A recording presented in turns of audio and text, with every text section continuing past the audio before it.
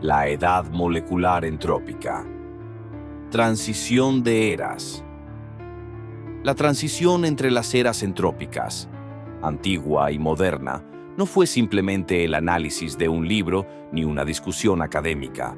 Fue tortuosa y brutal, una época marcada por el caos, el miedo y una desesperación teñida de sangre.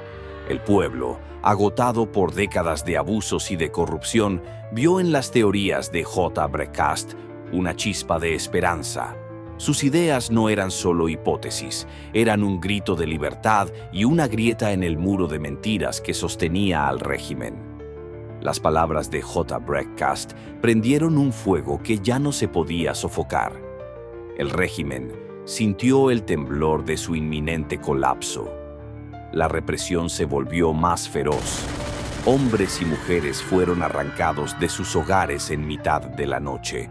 Los libros ardieron en plazas públicas y las mazmorras se llenaron de cuerpos torturados hasta el límite de su resistencia.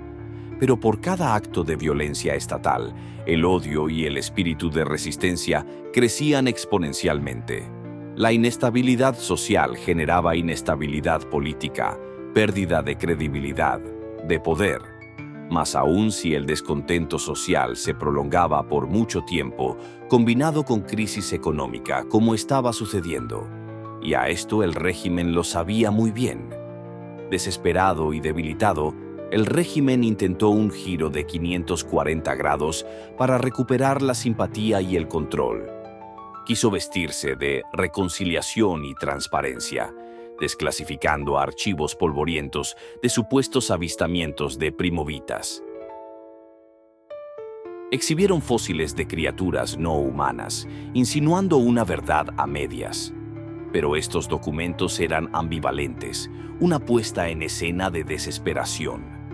No había confirmación, solo una ilusión de diálogo, una astuta maniobra para apaciguar a una multitud que ya no se dejaba engañar. El pueblo no quería concesiones vacías ni migajas de una verdad mutilada. Clamaban por respuestas definitivas, por justicia sin disfraces. Acorralado y sin alternativas, el régimen ordenó un estudio meticuloso de las teorías de J. Brecast. Las páginas de El Génesis de los híbridos se diseccionaron bajo el ojo nervioso de burócratas y científicos. Finalmente, con una teatralidad vacía de convicción, el régimen proclamó oficiales las ideas de J. Brecast. Fueron aceptadas como posibles y válidas, pero ya era tarde. La verdad liberada era un veneno dulce y letal para los opresores. La ira del pueblo se desbordó como un torrente imparable. Las calles se incendiaron de furia.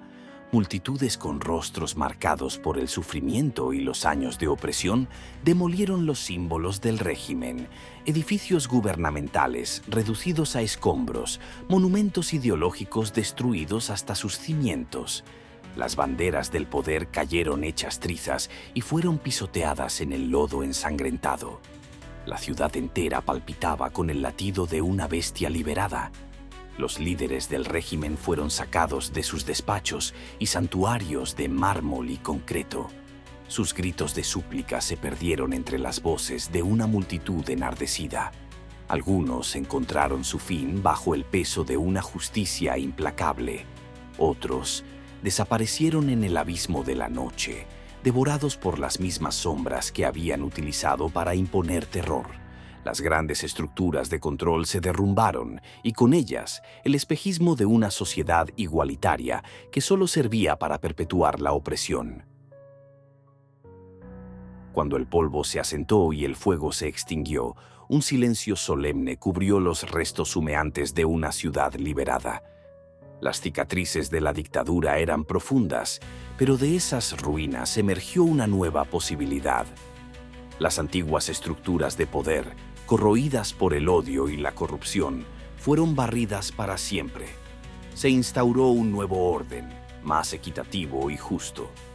La ciencia y el conocimiento reemplazaron a las doctrinas impuestas. El pueblo tomó las riendas de su destino. reconstruyendo su mundo con bases de verdad y responsabilidad compartida. Las palabras de J. Breakcast se convirtieron en los cimientos de esta renovación solemne. Y en cada amanecer, entre las ruinas y los campos revitalizados, susurraba una promesa. Nunca más el poder sería una jaula, y nunca más la verdad sería una cadena.